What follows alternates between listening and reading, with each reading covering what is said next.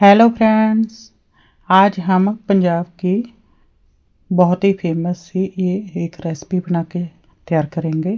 जिसके लिए हमने ये बाजरे का आटा लिया है।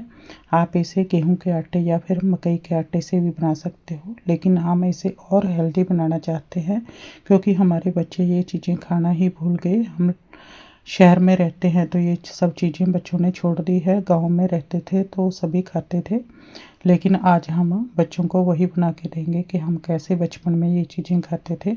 जिसके लिए हमने ये बाजरे का आटा लिया है। इसे हमने अच्छे से छान लिया एक बार, ताकि इसमें कुछ भी हो तो वो निकल जाएगा। उसके बाद इसमें हमने 1 बड़ा चम्मच शुद्ध घी का डाल लिया है और इसे अच्छे से मिक्स करेंगे, क्योंकि बाजरे का आटा बहुत ही ड्राई होता है। इसमें हम ज़्यादा सारा घी डालेंगे तो ही ये हमारी रेसिपी अच्छी बन के तैयार होती है।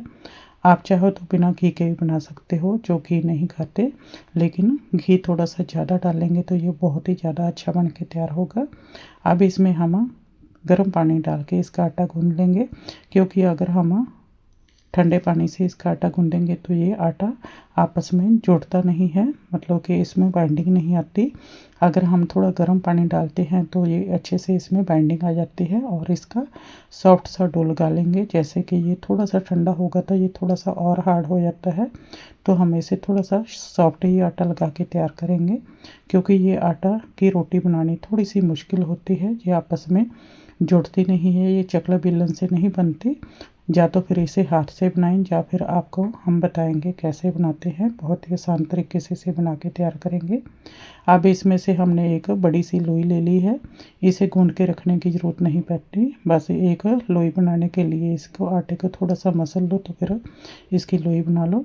अब इसे हमने चकले के ऊपर रख लिया और इसके ऊपर थोड़ा सा सूखा आटा लगाएंगे। जो हमने सूखा आटा लगाया है वो भी हमने बाजरे का ही लगाया है, और इसे हम इस तरह हथेली से इस तरह थोड़ा सा इसे फैलाते जाएंगे। बहुत ही आराम से ये बड़ी सी रोटी बनके तैयार हो जाती है। जितनी भी पतली करनी हो उतनी ही पतली हो जाती है। तो देखिए इसे आराम से हमने फैला लिया है। अब इसे उठाने के लिए हम कैसे उठाएंगे आपको बताएंगे, क्योंकि अगर हम सीधा उठाएंगे तो ये टूट जाएगी। अगर इस तरह से उठाएंगे तो ये आराम से देखिए उठ जाती है। एक बार और उठा के दिखाते हैं। देखिए इसे आराम से उठ जाती है, बिल्कुल भी ये टूटती नहीं है। इसी तरह इसे गर्म तवे के ऊपर डाल दें तो जैसे ही ये पकेगी वैसे ही ये थोड़ी सी और हार्ड होती जाती है, क्योंकि बाजरे की रोटी थोड़ी हार्ड ही बनती है। और इसे हम हाई फ्लेम पे ही पकाएंगे, क्योंकि लो फ्लेम पे ये जल्दी से सिकेगी नहीं, बहुत समय लग जाता है।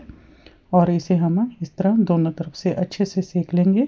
अगर आपने इसे सब्जी या फिर साग के साथ खानी है तो इसे आप इसी तरह इसके ऊपर घी लगा के इसे सेक लें। और इसमें आप कुछ भी डाल सकते हो, जैसे कि मेथी मूली डाल सकते हो या फिर कोई भी स्टफिंग डाल सकते हो।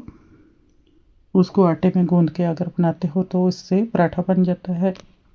और अगर इस तरह से बनाते हैं तो ये बिल्कुल प्लेन बन के तैयार होगी, क्योंकि हम तो इसकी मीठी वाली चूरी बना के तैयार करेंगे, जो कि पंजाब में सब घर में बनती है। बहुत ही खुश होकर खाते हैं सभी। राजस्थान में तो ये और भी ज़्यादा बनती है ये चीज़ें। तो इसे हम इस तरह ही बिना घी के ही सेक लेंगे। दोनों तरफ से अच्छे से सीखने के बाद इसे हम निकाल लेंगे, और इसी तरह हम बाकी की रोटी भी बना के तैयार कर लेंगे। तो देखिए हमने ये सभी रोटी बना ली है, और इतने से आटे से मेरी 4 रोटी बन के तैयार होगी। और ये 4 रोटी की हम चूरी बनाएंगे तो 4 से 5 लोग आराम से खा सकते हैं इसे। अब इसे हम थोड़ा ठंडे होने के बाद इसे हम हाथ से ऐसे छोटे टुकड़ों में तोड़ लेंगे। ये देखिए ये वैसे ही हार्ड हो जाती है, तो इसे आराम से ये टूट जाती है, बिल्कुल भी ये सॉफ्ट नहीं रहती। तो इसी तरह सभी रोटी को हम रफली ऐसे ही तोड़ लेंगे। आप चाहे तो इसे हाथ से भी बिल्कुल बारीक पाउडर की तरह कर सकते हो, या फिर आप इसे मिक्सी के जार में डाल के भी पीस सकते हो। क्योंकि हमने इसकी चूरमा बनाना है तो इसे हम थोड़ा छोटे टुकड़ों में ही करेंगे, तो उसके लिए हम बहुत ही आसान तरीके से इसे करेंगे। ये बिल्कुल ठंडी हो गई है। अब इसे हम आपके पास कोई भी ऐसे चॉपर होगा आप उसमें डाल के इसे कर सकते हो, बहुत ही आराम से हो जाती है। क्योंकि इसमें बिल्कुल पाउडर नहीं बनेगी, थोड़े से चंक्स रहेंगे तो वो खाने में बहुत ही अच्छे लगते हैं।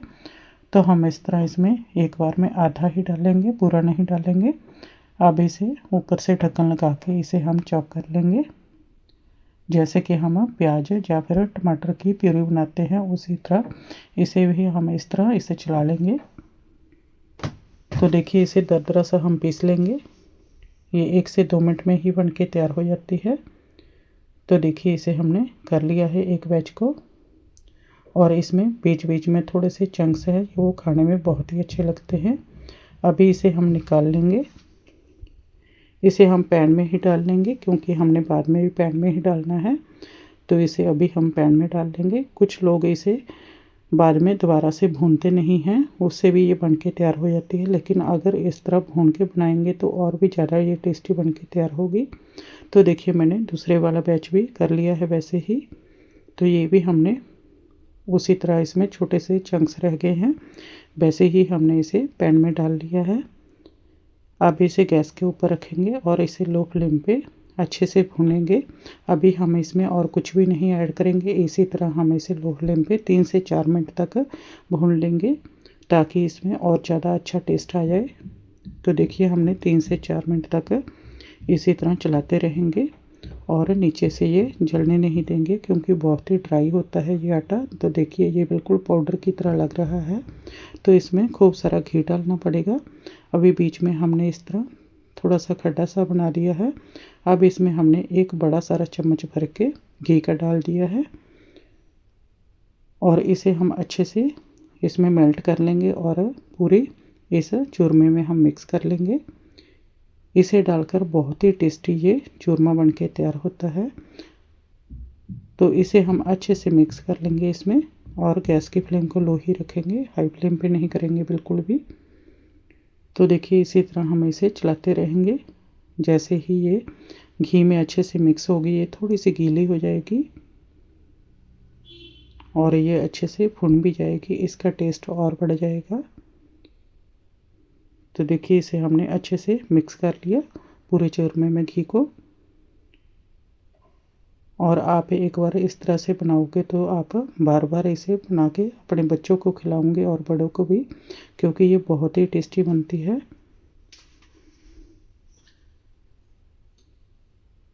तो देखिए इसे हमने अच्छे से मिक्स कर लिया। अभी इसमें से थोड़ा सा घी अच्छे से मिक्स हो गया। आप इसमें और घी भी डाल सकते हो, लेकिन घी बहुत ज़्यादा खाना भी सेहत के लिए अच्छा नहीं होता, इसलिए हमने थोड़ा कम ही डाला है। और देखिए इसे 3 से 4 मिनट तक हमने फिर से भून लिया। अब इसमें हम ये शक्कर डालेंगे। ये देसी शक्कर आती है बाज़ार में, बहुत ही आसानी से मिल जाती है। ये थोड़ा सा वाइट कलर की है, आप इसे डार्क कलर की भी ले सकते हो, या फिर इसकी जगह आप गुड़ भी डाल सकते हो, उसका पाउडर बना के इसमें डाल सकते हो। अगर वो भी ना हो तो आप इसमें चीनी को पाउडर बना के भी डाल सकते हो, या फिर इसमें देसी खांड भी डाल सकते हो। आपको जो भी अच्छा लगे इन सभी चीज़ों में से वही डाल सकते हो। और इसे डालकर भी हम अच्छे से इसमें मिक्स कर लेंगे। जैसे जैसे ये शक्कर थोड़ी सी मेल्ट होगी, वैसे ही ये गीली होनी शुरू हो जाएगी। आप ये सारा प्रोसेस आप ठंडे में भी कर सकते हो, जैसे कि हमने रोटी बनाई थी वैसे ही आप हाथों से इसे बारीक बारीक करके ठंडे में ही आप घी गर्म करके डाल दो, और ये शक्कर को ऐसे ही डाल के भी आप खा सकते हो। उसमें फिर बहुत ज़्यादा घी डालना पड़ता है, लेकिन इस तरह भूनकर इसका कुछ अलग ही टेस्ट आता है। ये देखिए ये शक्कर थोड़ी सी पिघल गई है, तो ये थोड़ा सा गीला होना स्टार्ट हो गया है। लेकिन इसे खाने में अगर आप गर्मा गर्म खाएं तो ये बहुत ही ज़्यादा टेस्टी लगती है। इसके साथ दूध या चाय ले लें तो और भी ज़्यादा इसका टेस्ट बढ़ जाता है। और इसे खाने के बाद आप इसके ऊपर से पानी नहीं पिएं, क्योंकि पानी पीने से आपका गला बैठ जाएगा, और इसके ऊपर गर्मा गर्म दूध या चाय ही पीनी चाहिए। तो देखिए ये कितनी टेस्टी सी हमारी ये बाजरे की रोटी का चूरमा बनके तैयार हो गया है। आप भी अपने बच्चों को इसी तरह बना के खिलाएं एक बार ज़रूर से, तो आपकी हमेशा तारीफ़ करेंगे। मिलेंगे ऐसे ही किसी और नई टेस्टी और हेल्दी सी रेसिपी में। Thank you.